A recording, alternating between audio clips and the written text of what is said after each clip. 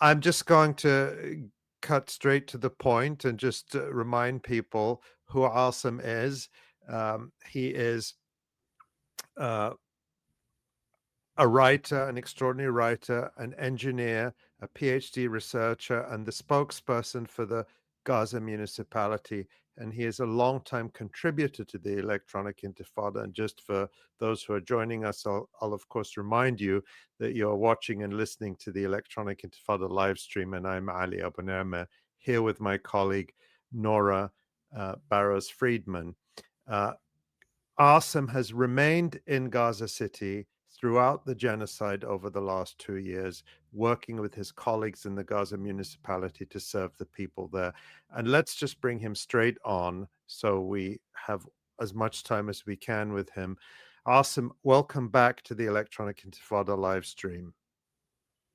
Yeah, I'm glad to be with you again. And you said just you don't want to lose me. I think you lost your chance to lose me. I'm like, inshallah, the genocide is over. So Inshallah, we're may not God going to. always Good. protect you, Asim. And alhamdulillah, salamtak. We're happy to see you uh, in this slightly better situation than the last time we spoke to you. But really, the question is, how much better is it? I think that's a question that you've been asking. So we're really glad you could join us. And Asim, a few days ago, you wrote the following. You said, like most survivors in Gaza, I've been living with a strange, hard to name feeling since the ceasefire was declared, something between disbelief and disorientation. It's as if we're all stuck in a quiet limbo, asking ourselves, what next? Asim, talk about what prompted you to write those words. What are you and the people around you feeling about the situation right now and the immediate future? Thank you for having me tonight. It's a lovely day in Gaza now. It's like the weather is perfect. And I promised my son to tell you that story. Today I was telling him that I will be the host in an EI live stream, and he just laughed and he told me that, Baba, you should practice because your accent is too funny.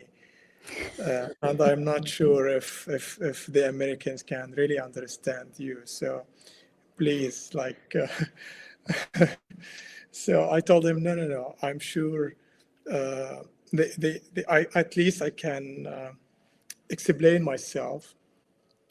He is 10 years old, and I told him I will tell Ali to host you someday to prove yourself. So like I promised him to tell you, and I did.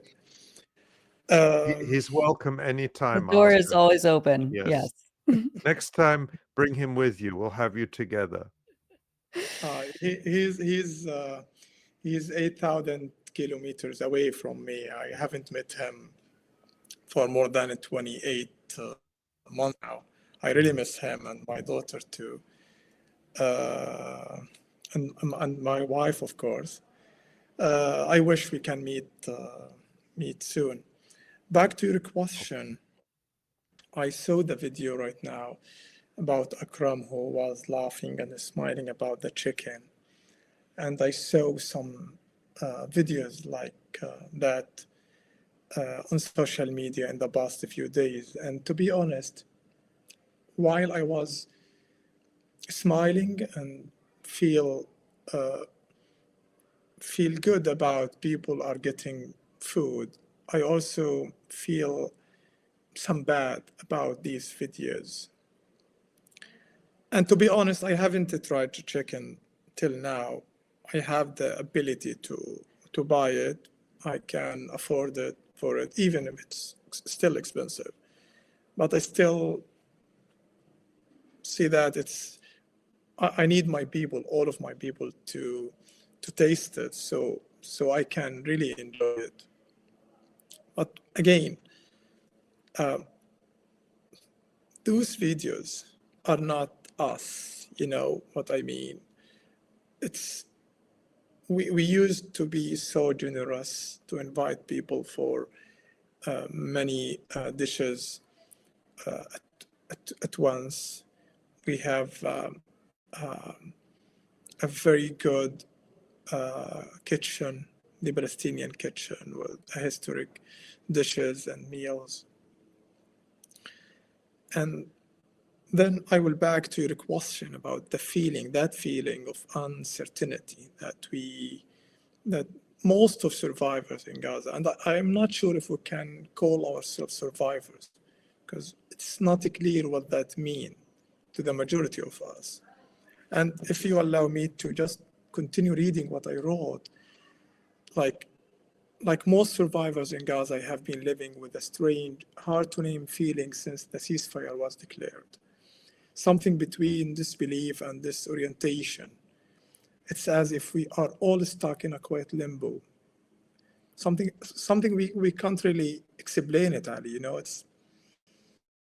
we don't understand what is the real situation right now. Asking ourselves, what next?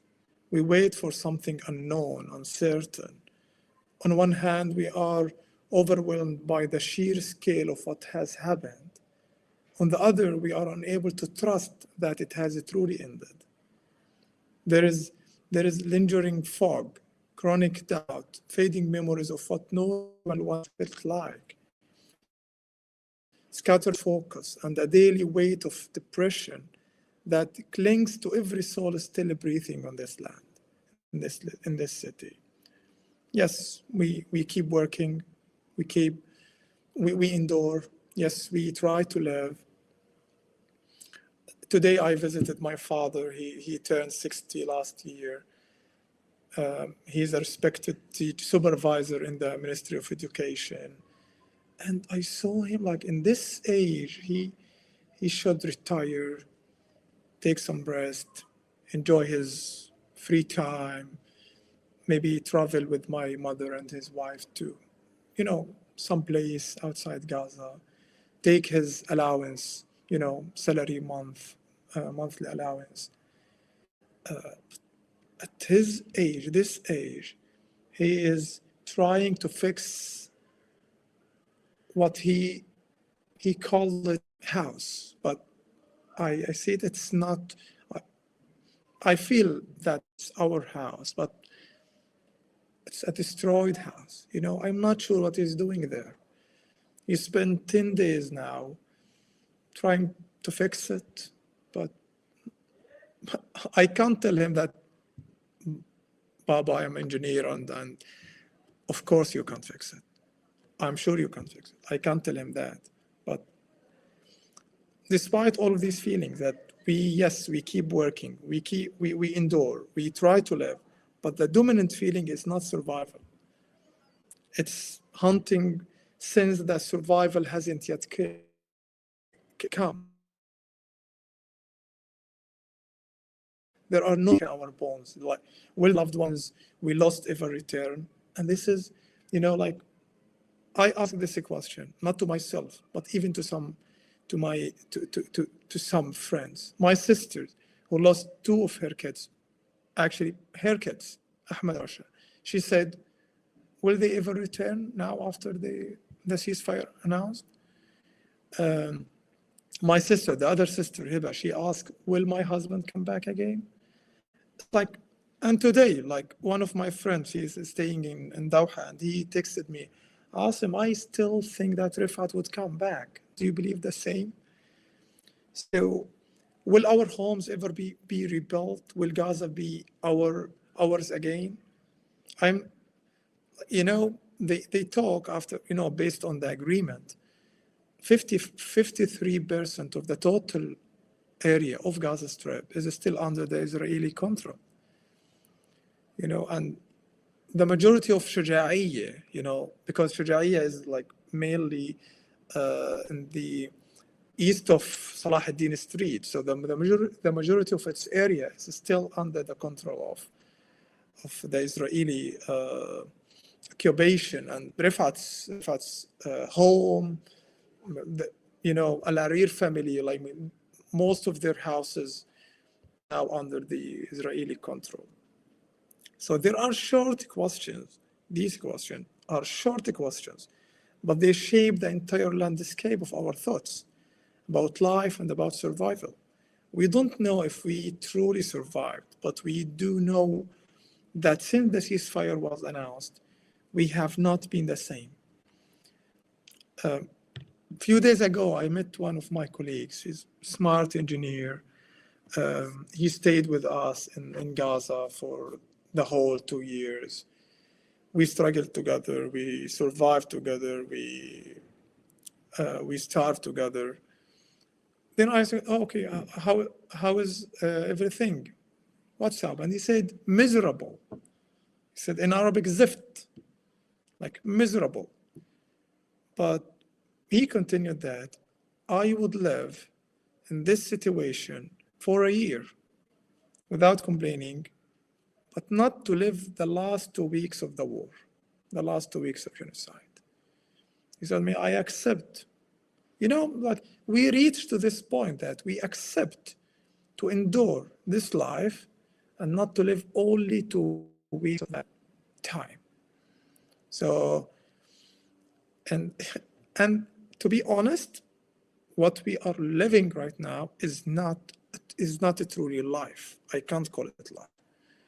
You know, we're still feeling afraid of death and killing.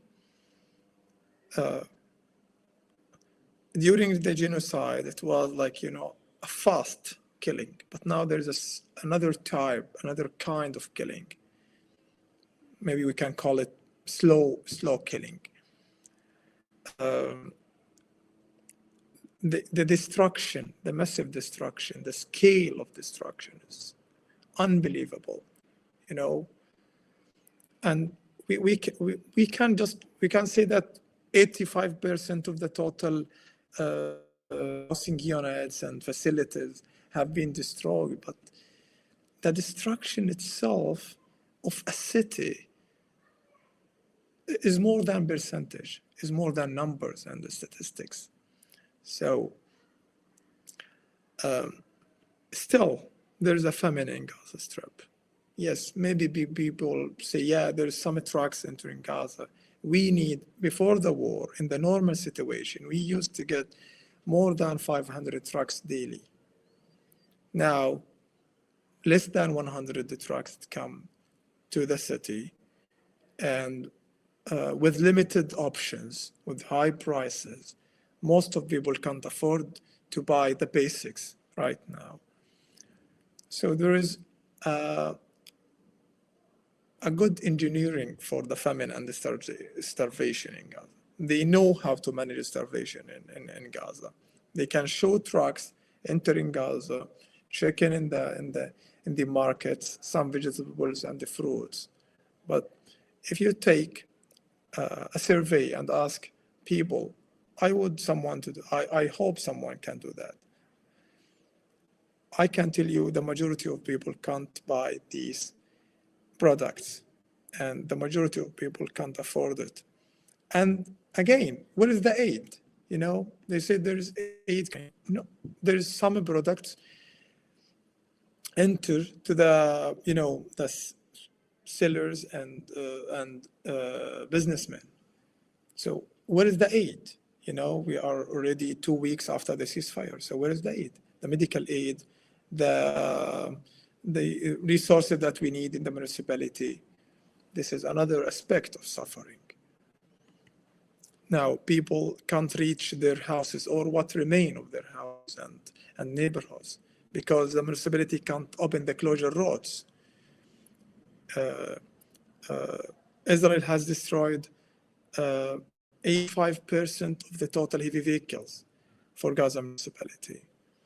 And what remain is like, you know, few vehicles with, you know, very old, need spare parts and a lot of maintenance after 2 years of unbelievable efforts.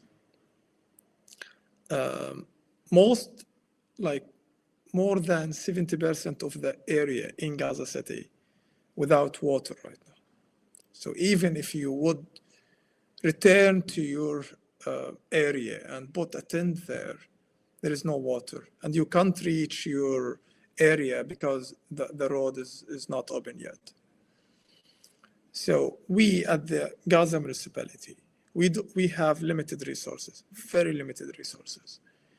We prepared a full list with details, engineer details and technical details.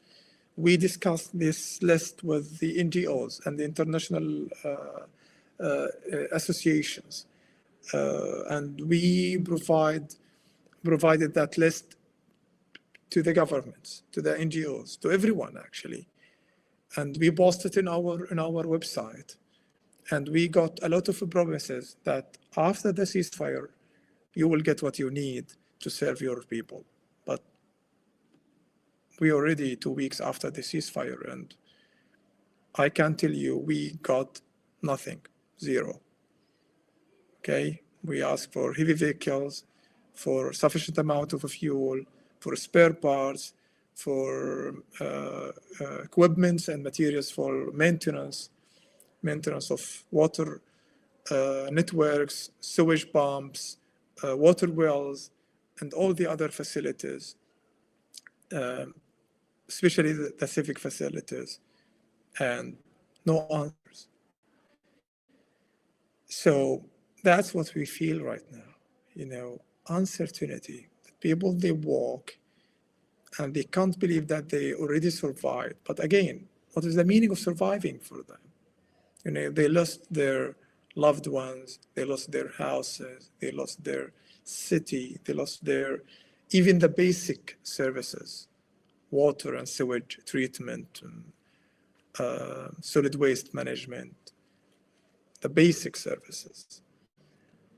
So I can understand my colleague when he said miserable, but he would accept that because he would not live in a genocide, So the situation is very difficult, and difficult is not the term to explain the real situation. Maybe I need to ask Yad to give me some words and vocabularies to explain the the reality on the ground. But you explained it with such clarity and nuance, something that feels impossible to explain, Asem, and we're grateful for that.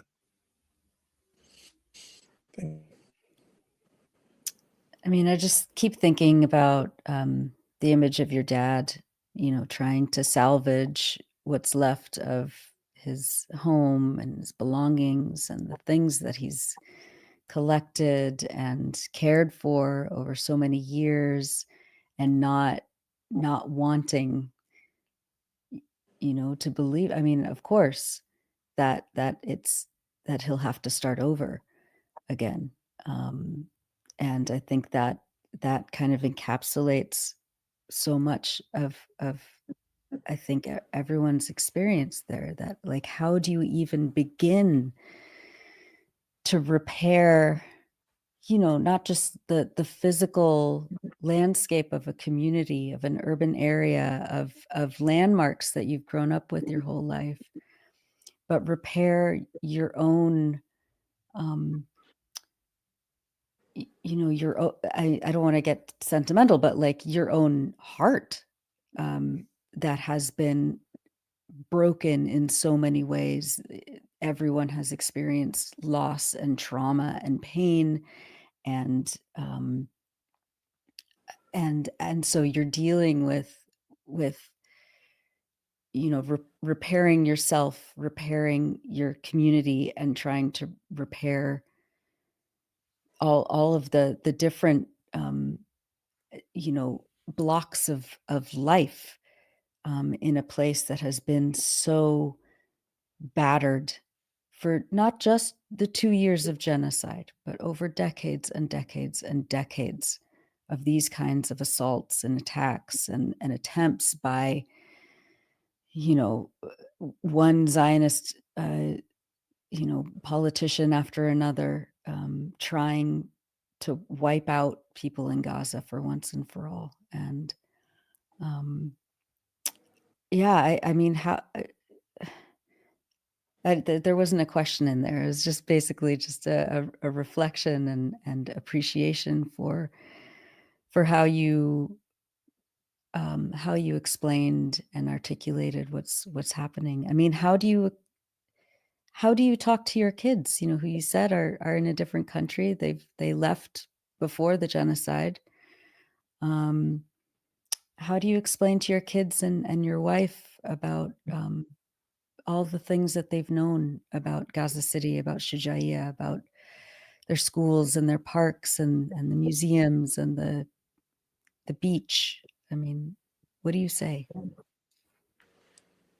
Like, Iyad is 10 years old, and Furat is almost 5 years old.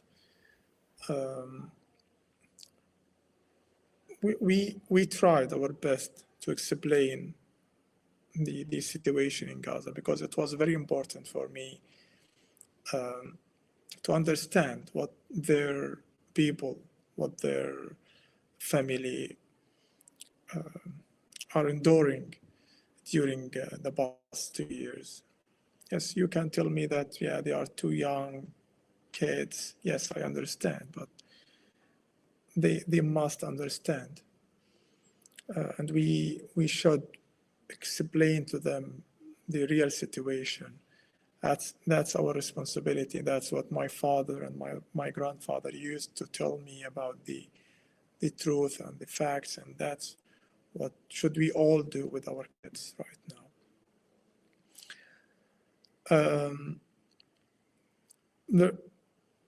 You know that feeling when Iyad, because he's older,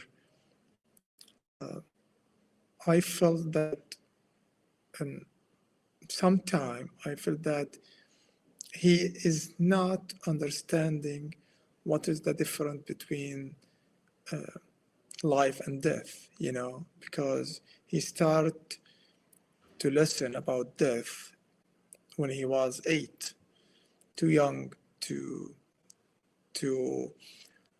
digest that term, that meaning. But then he heard about his cousins. He lost 2 of his cousins, then his uncle-in-law, then other friends, many of our friends he already met. So death for him was like a new term, you know, something, a new meaning.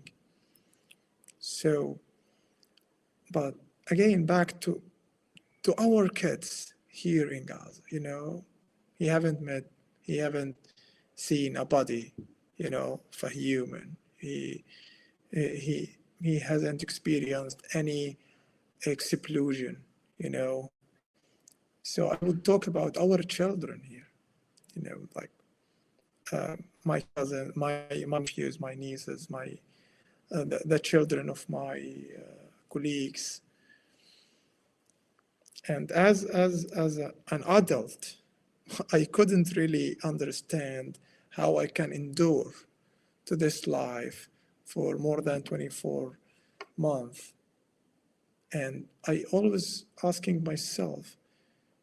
keep asking myself how they can endure this life, you know. I would lose my mind, because even, you know, the last 2 weeks before the ceasefire announcement, I was here in Gaza with my mother, my father, my brother, my sister, and my nephews and nieces. And I was, now when I just think about that time, I ask myself, how could we endure that time? You know, everyone moved to the south. We haven't. I mean, many people moved to the south. We haven't. But now I ask myself, like, how could we endure this kind of suffering that time, especially the kids, Lana, for example, she is 6 years old. She turned her 6 2 weeks ago. She lost her father in August 2024. She is Chinese, and sometimes she remembered death as a destination. So she would come to me and said, "Uncle, I feel that next week I will visit my father. I will die and visit my father." She repeated that sentence many times, 10 times in the past year. And I have no words to tell her, because she feels that her father just traveled for a while and he would come back, or she would die and meet him and gather with him. So yeah, we could talk about education, medical service, housing for the kids, but their suffering is much deeper, much deeper. And I wish after 2 years of genocide, the world would give them what they deserve: good education, good service, good lifestyle.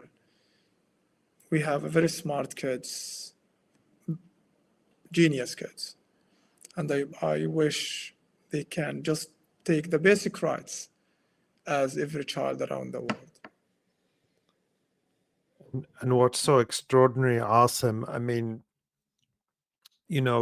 people aren't getting their basic physical needs met: food, shelter, warmth. Winter is coming quickly now.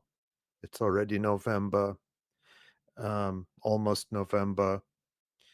And yet the emotional and psychological and social needs of children, the educational needs, are not even being talked about outside Gaza. I'm sorry to tell you that. I'm not surprising you. I know you're well connected and you see what's happening in the world, but I think that's a reminder to all of us outside Gaza that we need to redouble our efforts and do a better job of raising awareness about these issues and focusing particularly, well, everyone in Gaza is in great need, but children are half the population, and we just have to keep that in mind.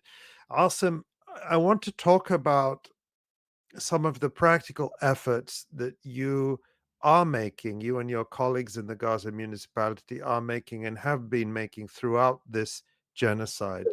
Um, you remained there, your colleagues remained there, despite the fact that Israel attempted to totally destroy and depopulate Gaza City. Of course, as you said, many people were displaced, but we saw hundreds of thousands of people returning to the north the moment they could after the ceasefire. You mentioned in a recent post on social media one colleague in particular who you identified as Abu Ahmed, and we see him speaking there. And you talked about how he had retired and he'd come back to work to try to help to clear the streets. Obviously, he's just one of your colleagues. But talk about him and talk about what has motivated you and your colleagues to continue to work for and believe in Gaza City despite the monumental scale of the destruction, and describe what you're doing now and the challenges you're facing. This is Uncle Abu Ahmed. He used to work at the municipality as a heavy machinery driver. He came at day one of ceasefire. He came to the operation center at Gaza municipality, and he came, and I heard him talking to his previous manager, and they said, "I'm ready to work. Just give me any machinery, and I'm ready to drive it, to use it, and do any task you ask from me." He didn't talk any salary, any advantages, He just wants to help people and serve his people. And this guy, this man, Uncle Abu Ahmed, is an example of many people in Gaza right now. During the genocide, maybe 1 month later, 1 month ago, I was sitting in my temporary office, and a young girl, like a girl maybe in her 20s, freshly graduate as an engineer. She came to the office and she said, I want to volunteer in anything. I'm ready to work, just anything. And I was just listening, and I was, it's, the situation in Gaza in the last month of genocide was, unbelievable. But she's a girl. She came to the municipality, offered her, skills to do anything. She said, I'm ready to work at any sector, any field. Just give me a task and I will do it. So Abu Ahmed, that girl, and there are many of our people would like to serve the city, to rebuild it. We have professional engineers. We have very good workers, technicians. What we need is the resources. And talking about the resources, it's very important to understand that the half of the population are staying now in Gaza City, while we have limited resources and we are facing a massive and intensive destruction in all of our facilities and of all of our machineries. And we don't have sufficient equipments for maintenance and all the civic facilities repairs. But we have that feeling that we must do something to serve our people. Because of that, we use some manual tools to sometimes to dig in the roads, to open some water networks. We invent some, maybe it's not permanent solutions for water wells and sewage pumps, but we invent some solutions just to fix it for a while, just to skip this time, waiting for the resources coming later. But I would be clear about that. The people, the suffering of people in the past 2 years would continue, maybe more. After the ceasefire, if the Gaza municipality and the other service sectors in Gaza Strip didn't get their resources and their needs. Yes, you can say the genocide is not as was in the past. Yes, that's true. I confirm it. But the suffering of people would continue after the ceasefire if our crews and our staff didn't get their needs to provide people with the basic services. We would work to alleviate their suffering, but without these needs, and I would repeat it again, heavy vehicles, sufficient amount of fuel, spare parts, equipments and materials for maintenance, generators, all of these needs would elevate the suffering of people, maybe for a little bit, not the total suffering, but it would provide them with the basic needs. Awesome. Let me ask you, you say that, as the municipality, you make lists and you say these are the needs and you send them to the various international parties. What do they tell you? Do they say we're working on it? Do they say, I mean, what's the answer from them? Why isn't it coming? Okay, I would be clear about that. We prepared that list with them.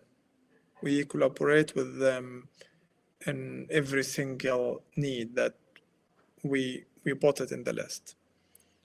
We discussed everything with them, even our plans about emergency stage, recovery, reconstruction, everything. We have been in discussion with them for months now.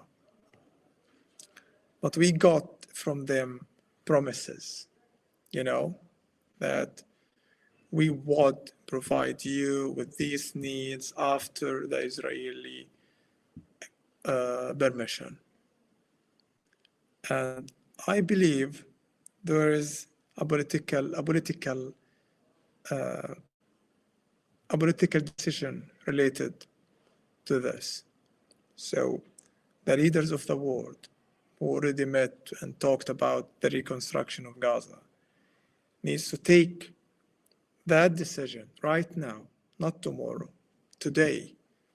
They must take that decision to alleviate the suffering of people. We need bold actions. They already talked a lot, in the past 2 weeks, everyone talked about Gaza, reconstruction of Gaza. Literally every one of the leaders talked about Gaza. But on the ground, nothing had changed. So, and also the NGOs must also put, more pressure on the Israeli side to let them allow these needs to enter. They can, they have the technology to manage anything, They can monitor it, they can manage it, they can control it.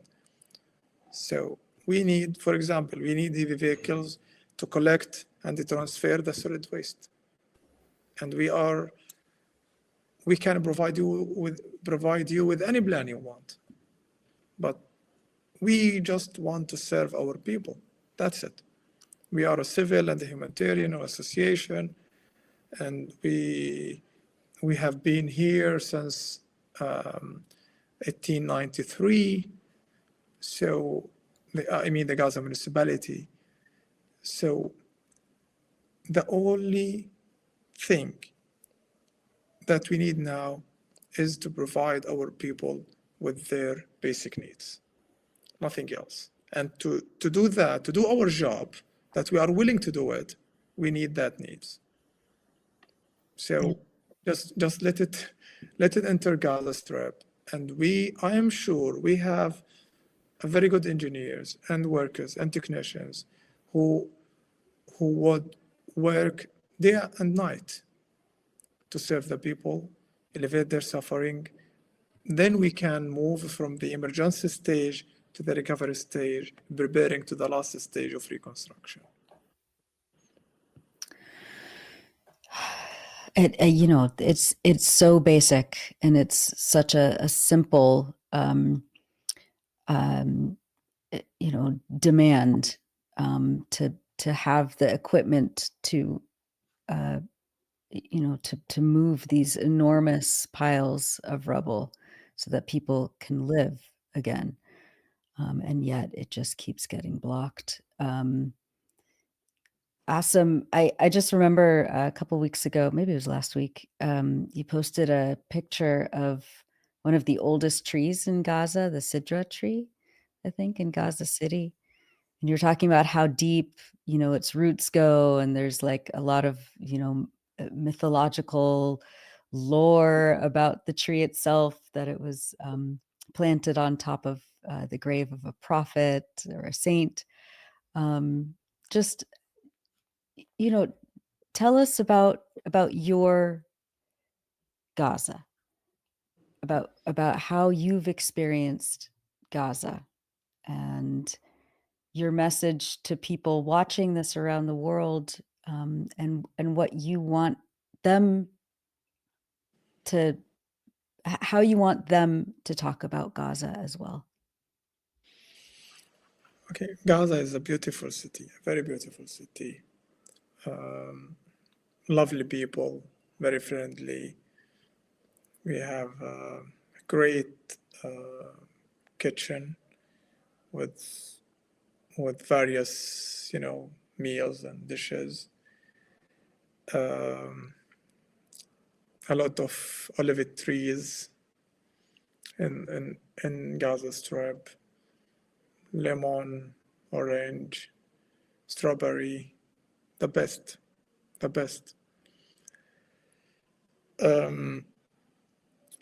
Now what we can see is only destruction, horrors, graveyards, makeshift graves everywhere, in the streets, in schools, and in hospitals. You can notice that it's the land of graves right now. But still, you can feel the scent of the city, you can smell the scent of Gaza. Its soul is still here. I can feel it. Everyone can hear it. I think you can hear it too. You can feel that Gaza is an eternal city. Nobody can kill it. They have tried, not in this century, but many people tried to kill and destroy that city. And the cedar tree, is an example, Some people used to say that it's 1,000 years old. I spent my childhood nearby, maybe 500 meters from this city. And, nobody care about it, It's green. Nobody really care about it. So it has the ability to grow, to be green, with just only some love from its people. Like the water just from the sky. Her roots are too deep. Nobody can cut it or uproot it. And that's Gaza. The same in Gaza. So I always want the people to see Gaza as a beautiful city. And there is many, maybe negative stereotypes about Gaza and Gazans right now. I wish we can talk about it later, about the stereotypes that media gave about us. Maybe, intentionally or unintentionally,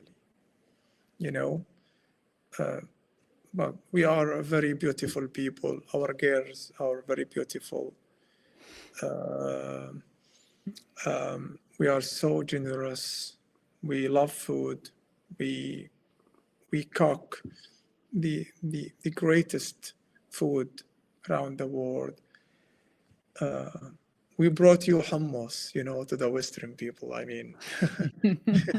We brought you hummus. I thought that was an Israeli dish, Asem.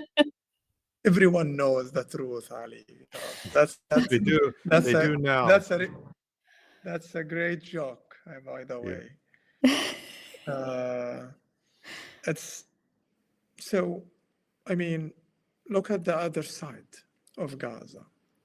The smart people, the beautiful people, the nice city, the ancient buildings, our dreams, our children, our universities, our chairs. We have a very beautiful church in the old town neighborhood. We have a very good communication and relation with Christians in Gaza City. We feel that we are same. I visited them in the last occasion. We celebrate together. Also, during the genocide, many Muslims evacuate to their chairs. So we have a very good connection with everyone, even with Jews, by the way. So Gaza City is again, it's a very beautiful city. Their people would just would love to live in peace. They would rebuild their city, improve their situation, give their kids a very good education. And I remember that I wrote something about it in my last article to AI, and I said I would just end with this. Sorry if I take too long time. No. Our victory will not come because we are stronger, but because we are more rooted, because we love this land more than anything else. Because we know the face of this land like we know the faces of our children, because we have accepted the high price of freedom, and we pay it in grief and bread shared between tents and lullabies sung in the streets. We are not waiting for a final judgment from the World Court or a decisive vote at the UN. These are milestones, not destinations. What we are waiting for is the day when injustice ends, criminals are held accountable, and the world finally recognizes the Palestinians' right of return and right to exercise self-determination throughout our historic homeland. We don't just fight to survive, we fight to remember, to rebuild, to belong.